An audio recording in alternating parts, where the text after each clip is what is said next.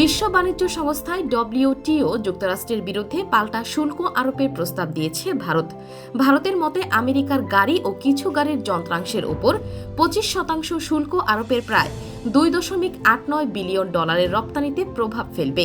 এই তথ্য ভারতের একটি সরকারি বিজ্ঞপ্তিতে জানানো হয়েছে। খবর রয়টার্সের।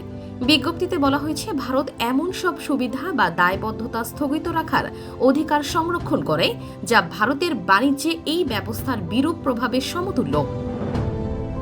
এই বিজ্ঞপ্তি অনুযায়ী যুক্তরাষ্ট্র যে পরিমাণ শুল্ক আদায় করছে তার পরিমাণ প্রায় $725 মিলিয়ন। ভারতের সেই পরিমাণ অর্থ সমতুল্য শুল্ক আমেরিকান পণ্যের ওপর আরোপ করবে বলেও জানিয়েছে। যদিও ভারত এখনও নির্দিষ্টভাবে জানায়নি ঠিক কোন হারে বা কোন পণ্যের উপর এই শুল্ক আরোপ করা হবে। ভারত এবং যুক্তরাষ্ট্রের মধ্যে একটি বাণিজ্য চুক্তি চূড়ান্ত করার আলোচনা চলছে।